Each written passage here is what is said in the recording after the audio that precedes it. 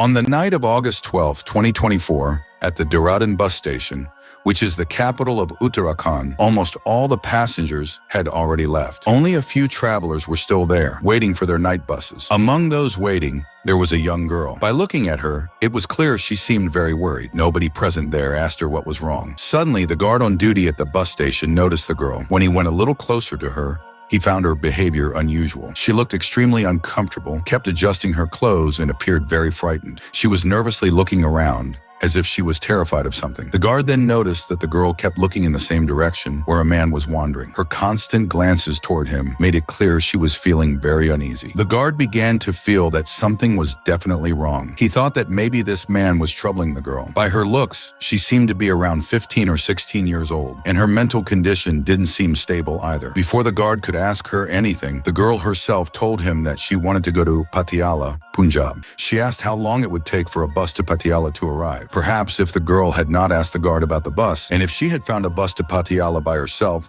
this entire horrifying incident might have remained a hidden secret. However, the guard sensed that something was wrong with her situation. Without delay, he immediately called the Child Helpline number and said, "Sir, here at Dehradun ISBT, platform number 12, a minor girl is standing. She looks very distressed. Please come and check the situation because you might understand it better." As soon as the information was received, the child welfare team arrived at the bus station. Shortly after, the police also reached the spot. The police first asked the guard about the girl, and he explained everything exactly as he had seen. Then the police approached the girl. The moment they saw her, their first impression was also that something was seriously wrong. It seemed likely that the man wandering around was indeed harassing her. When the officers tried to talk to her, the girl became extremely frightened. She clutched her bag tightly and started trembling as she saw several male officers around her. Realizing this, the male police officers stepped back, and only the female police officers remained near her. One of the female officers gently asked, "Daughter, where are you from? Where do you want to go?" The girl replied that she wanted to go to Patiala, Punjab. Since she was very scared, the female officer asked softly, "Did you come here alone, or was there someone with you who brought you here?" The police tried in many ways to get information from her, but she answered very few questions. Still, it was clear that she was in serious trouble. The police then placed her in their vehicle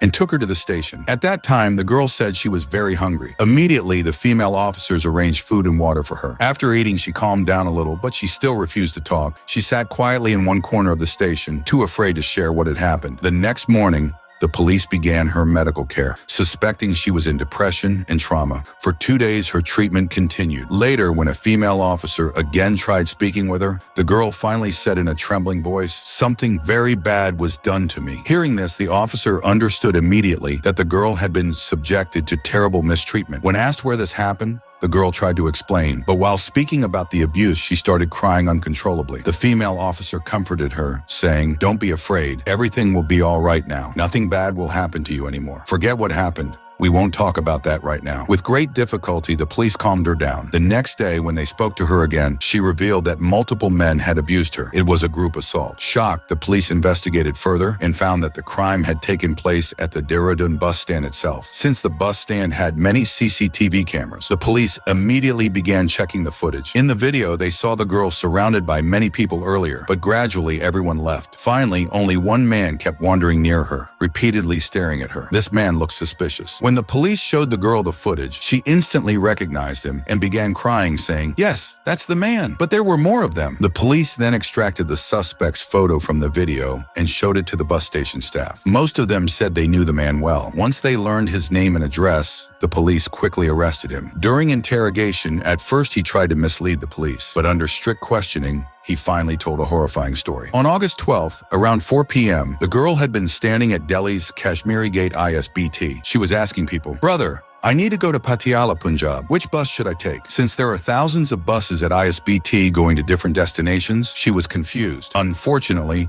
the person she asked was a bus driver. He told her, "Don't worry, the bus standing in front of you will take you there. Just get on. You don't even need to pay the fare. I'll tell you when your stop comes." But that bus was actually headed to Dehradun, not Patiala. The girl sat in it, believing his words. Around 10:30 p.m., the bus reached Dehradun ISBT, its last stop. All passengers got off, and the girl was left alone. Then the driver and conductor came to her and said, "Patiala is still far. You'll have to take another bus from here. That bus will come later. Until then, spend some time with us." They then lured her to the back seat of the bus. At first, they tried to touch her inappropriately. Soon after, they began forcing her into terrible acts. The young girl, only about 15 years old, cried and resisted, but they continued their abuse. Nearby, another bus was parked on the Rishikesh-Delhi route. Inside it, 2 more drivers were sitting.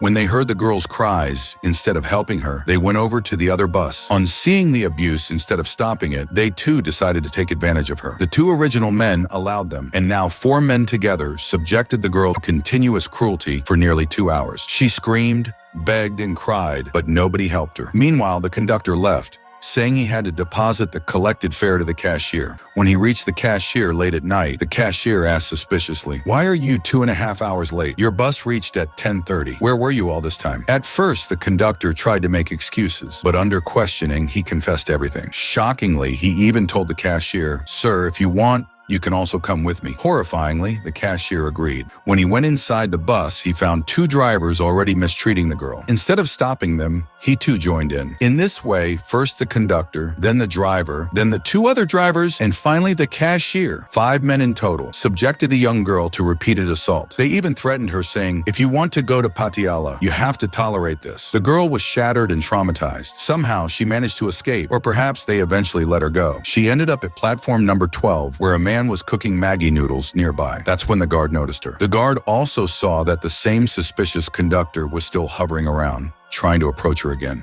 In reality, he was afraid the girl might expose them, so he wanted to keep her away from people. But the guard, showing quick thinking, immediately dialed 1098 Child Helpline. Soon, the child welfare team and police arrived. Thanks to the guard's alertness, the truth slowly came out. The CCTV footage confirmed everything, and one by one, all 5 culprits were arrested. Their names were revealed as Dharmendra Kumar from Banjara village, Haridwar; Devendra from Bhagwanpur, Haridwar; Ravi Kumar from Sheela village, Farrukhabad, Uttar Pradesh; Rajapal from Banjara village, Haridwar; Rajesh Kumar from Patelnagar, Dehradun. All 5 were interrogated, and the shocking details stunned the police. On August 17, 2024, SSP Rajesh Kumar filed an FIR against all 5 men. But one question still remained: who was the girl, and where was she from? When asked earlier, she said she was from Patiala, Punjab, and that her parents had passed away. But during investigation, police discovered she was actually from a village in Muradabad district, Uttar Pradesh. The police went to her village and contacted her parents. To their surprise, her parents were alive. They told police that their daughter had run away about 12 days ago. She had run away once or twice before, but they always found her. This time, they couldn't trace her. When her parents came to Dehradun to take her back, the girl clearly said she did not want to return with them. The police also learned that her family was financially very weak, and they had been worried about her for a long time. Currently, the girl is undergoing counseling and medical treatment. She has been placed in a Balika Niketan care home for girls to help stabilize her mental condition. Police are also investigating whether more people were involved. Authorities have assured that this case will be taken to a fast-track court, and the culprits will receive the strictest punishment, sending a strong message to society that such monstrous acts will never be tolerated. This horrifying case shook people, especially since just a few days earlier, another brutal incident involving a young trainee doctor in Kolkata had sparked nationwide protests. Now, within only 3 days, another similar tragedy happened in Dehradun. The most shocking part? Among these 5 accused men, 2 were over 50 years old enough to be the girl's father or even grandfather. Yet they showed no humanity, no conscience. Today, all the accused are behind bars. Police have promised to ensure justice as soon as possible. Friends, sharing this story is not to upset you or disturb you, but to make you aware and alert. What are your thoughts about this case? Please share your opinion in the comments. And if you found our effort valuable, do like and share this video. If you haven't subscribed to our channel yet, please subscribe. Thank you.